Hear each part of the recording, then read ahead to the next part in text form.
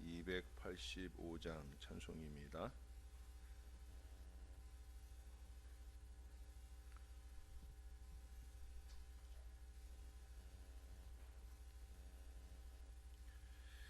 주의 말씀 받은 그날 참 기쁘고 복되도다. 이 기쁜 마음 못 이겨서 온 세상에 전하노라. 기쁜 날 기쁜 날 주 나의 죄 다 씻은 날 늘 깨어서 기도하고 늘 기쁘게 살아가리.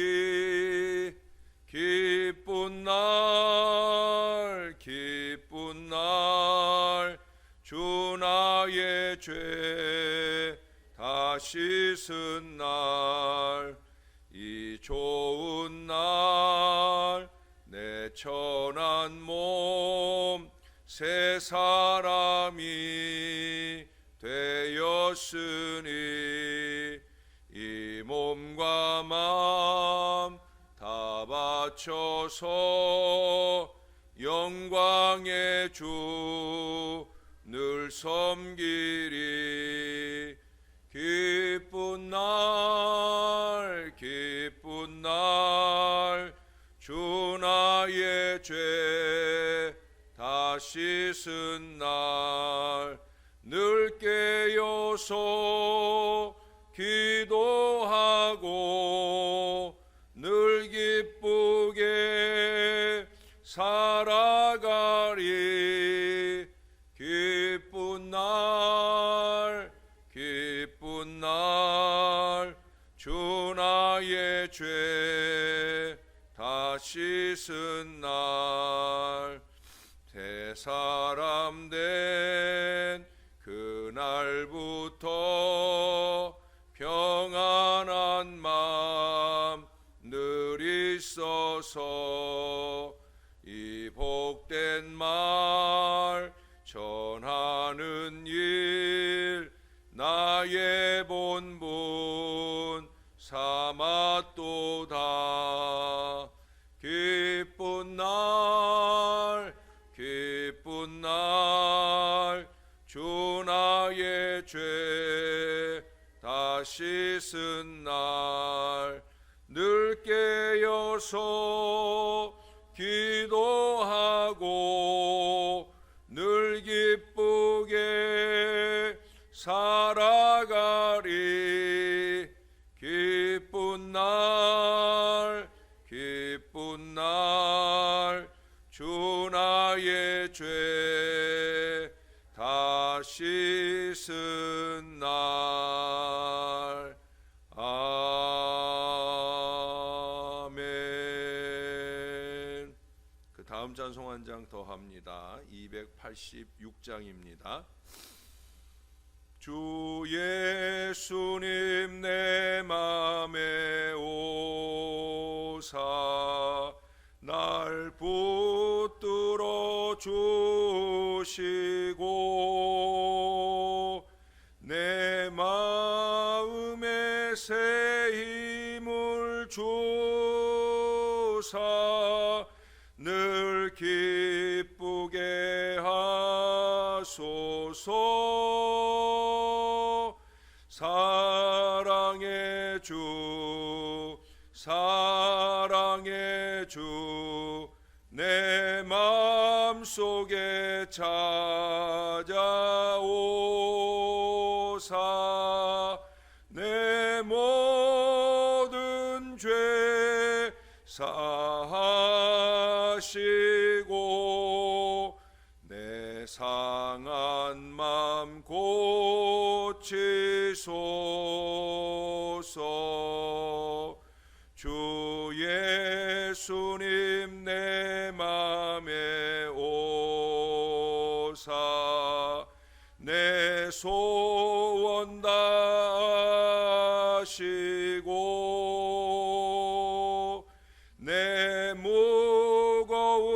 짐 맡아 조사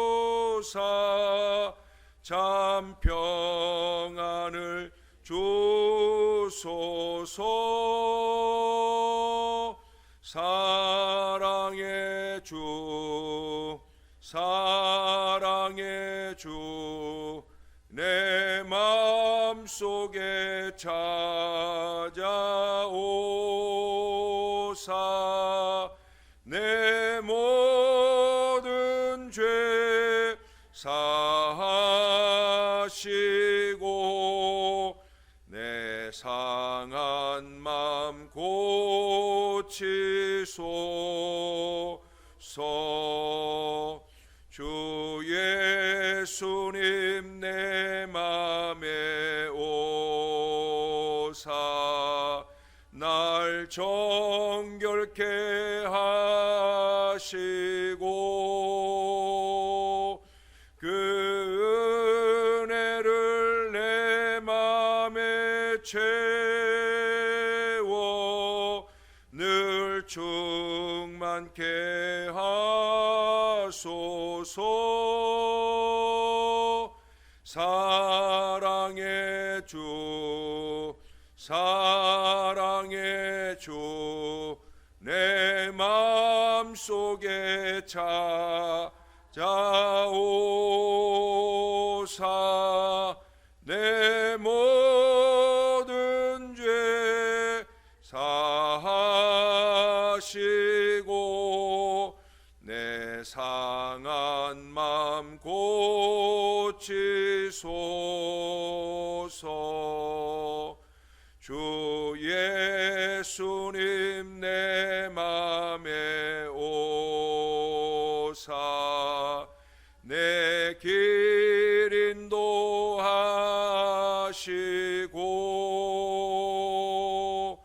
주 성령을 내 맘에 채워 늘 충만케 하소서. 사랑의 주 사랑의 주 내 마음속에 찾아오사 내 모든 죄 사하시고 내 상한 맘 고치소서.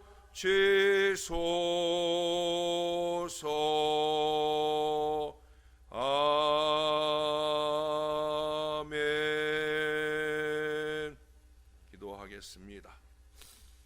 사랑의 주님, 2000년 전 이 땅에 오셔서 십자가를 지시고 죽으시며 부활하셔서 우리 부족한 인생들이 영원히 살 은혜의 길을 열어주시니 참으로 감사를 드립니다.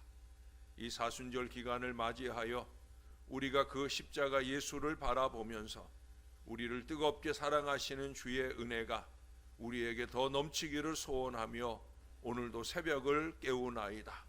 주여 주의 성령으로 우리 안에 충만하게 도와 주옵소서. 우리가 더 하나님의 사람들이 되게 하시고 더 신령한 사람들이 되게 하시고 더 하나님의 기쁨을 이룰 수 있도록 도와 주시옵소서. 또한 주님께서는 사순절 십자가의 여정을 사는 이 주의 백성들을 기억하시고 한량없는 자비와 긍휼과 기쁨을 더하여 주옵소서.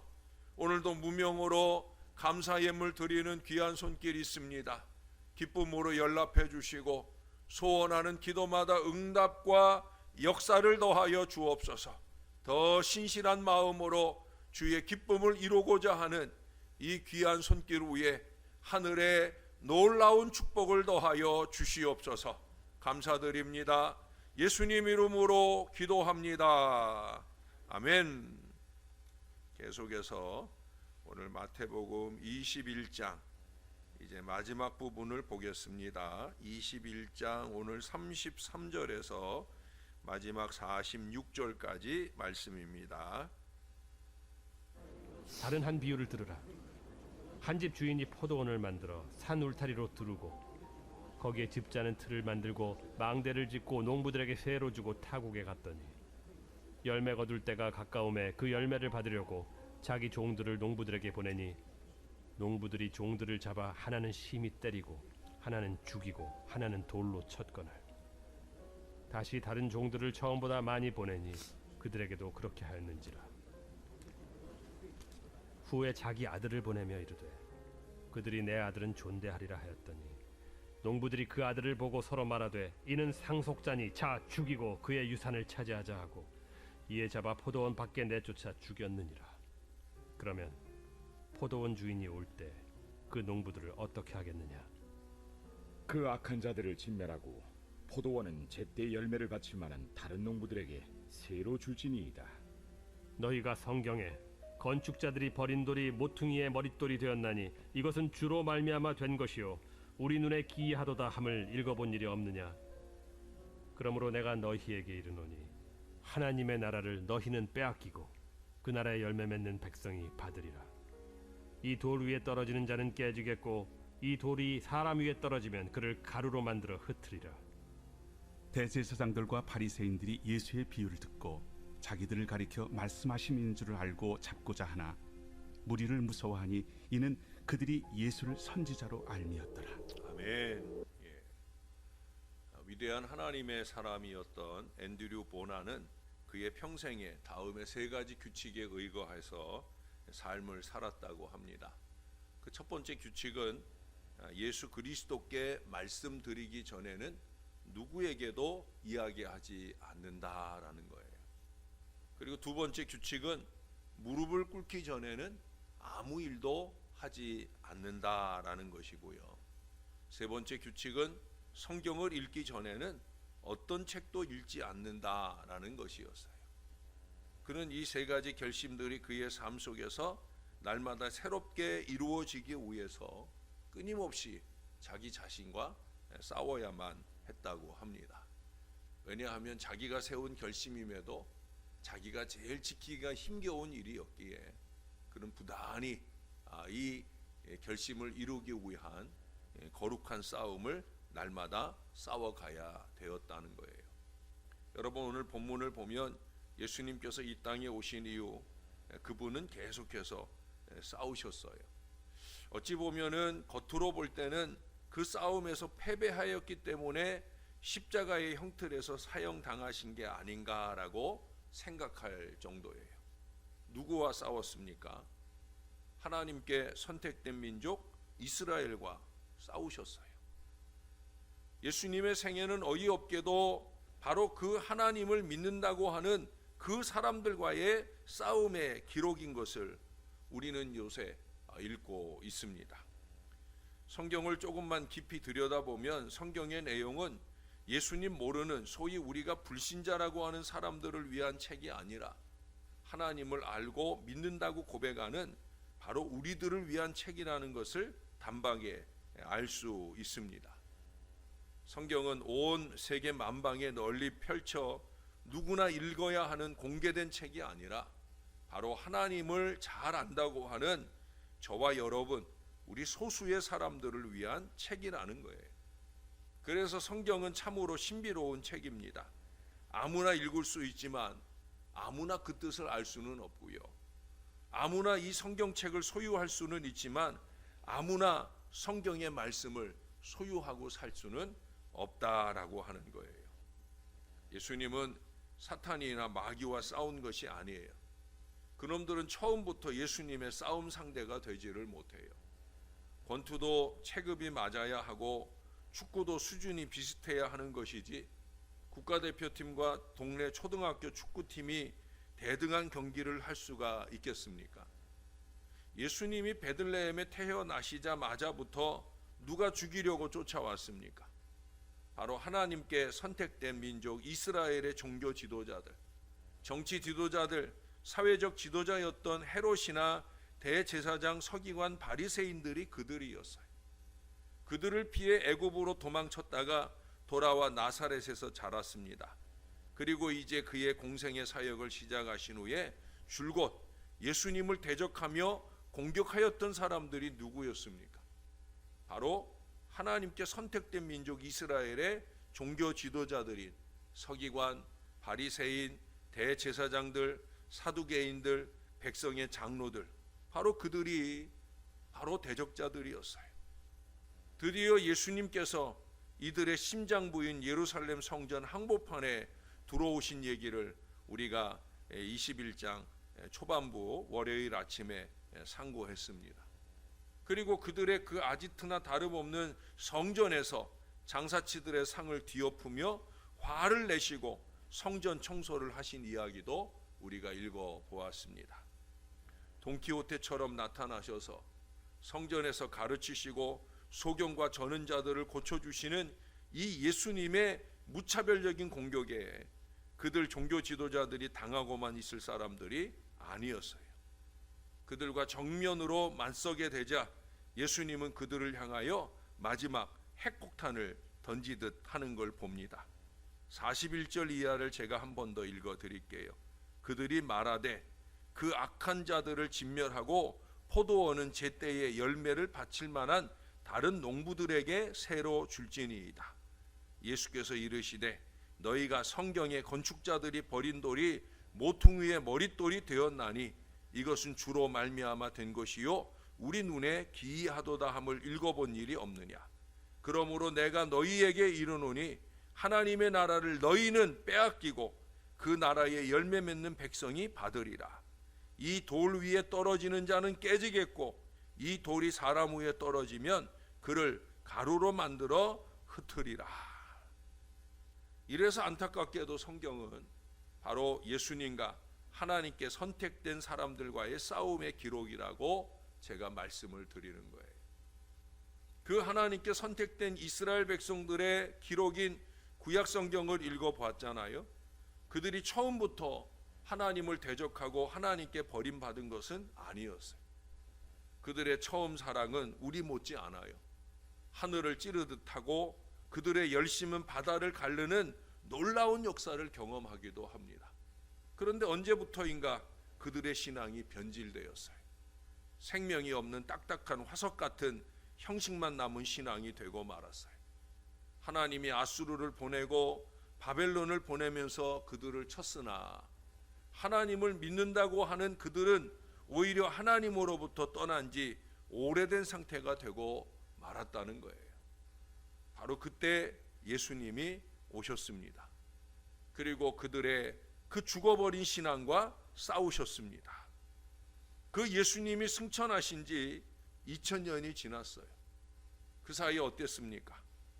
예수님으로부터 시작된 가톨릭 교회 역시도 세월이 흐르면서 화석으로 변질이 되어 버렸습니다.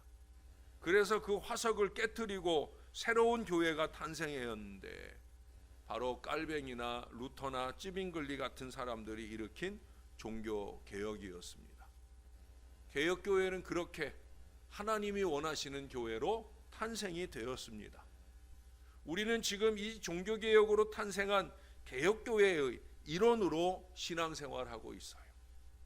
그러나 지금 이 개혁교회가 점점 화석처럼 굳어가고 있음을 누구도 부인할 수가 없어요. 오늘날 예수님은 이 개혁교회와 싸우시기 위하여 이 땅에 오신 게 아닌가 하는 생각이 들 정도입니다. 사랑하는 여러분, 말만 개혁이고 무늬만 새로운 바로 오늘날의 우리를 깨트리시기 위해서 바로 예수님은 우리와 싸우시기 위해서 오신 게 되어가고 있다는 거예요. 그리고 안타깝게도 그 어리석은 우리들을 위해 주님은 끊임없이 십자가에 못 박히고 또 못 박히는 일들을 반복해서 겪고 있다는 겁니다. 사랑하는 여러분, 우리가 진정 주의 말씀으로 날마다 새로워지지 않고 우리의 신앙이 화석처럼 굳어져 간다면 주님은 기꺼이 우리를 대적하시고 싸우실 거예요. 왜 어제부터 맞은 사순절 기간 우리가 더 십자가에 집중하자고 십자가를 바라보면서 우리의 간절한 기도의 여정을 지나자 하겠습니까? 우리는 그렇게 굳어져 버린 어리석은 신앙으로 우리 예수님과 싸울 수 없기 때문이에요. 여기 43절의 말씀처럼 우리는 다 잡은 이 하나님 나라도 빼앗기고 44절의 말씀처럼 깨지고 흩어지지 않기 위해서예요. 한 주간 동안 살펴본 마태복음 21장의 결론과도 같은 이 43절의 마지막 말씀처럼 여러분, 열매를 맺어야 합니다. 이만하면 됐지라는 얄팍한 신앙이 아니라 날마다 열매를 맺어야 돼요. 이 새벽 아침 내가 주님께 말하지 않고는 오늘 하루를 시작하지 않겠다 하는 간절함으로 우리가 주의 존전에 와야 할 것이고요. 내가 주의 말씀을 듣지 않고는 세상의 어떤 소리도 듣지 않겠다 하는 간절한 마음으로 이 새벽 우리에게 주시는 하나님의 말씀을 들어야 할 것입니다. 그러면서 날마다 때마다 우리는 거룩한 열매를 맺어 주님의 기쁨을 이루어 드려야 된다는 거예요. 여러분, 보름때가 되어서 혹시 호두를 깨보셨습니까? 땅콩을 깨보셨습니까? 이게 분명히 딱딱하게 잘 익은 호두일 거라 생각을 하고 그걸 깨버렸는데 어렵게 깼더니 그 안에가 시커멓게 먹을 만한 열매가 하나도 없는 그런 호두알을 아마 거의 다 경험을 해보신 적이 있을 거예요. 우리가 그런 신앙이 되면 안 돼요. 딱딱하게 굳어져 가지고 하나님의 말씀이 한 단어도 들어갈 수 없는 어리석은 인생으로 살아서는 안 된다는 거예요. 하나님이 기뻐하시는 열매를 맺어야 돼요.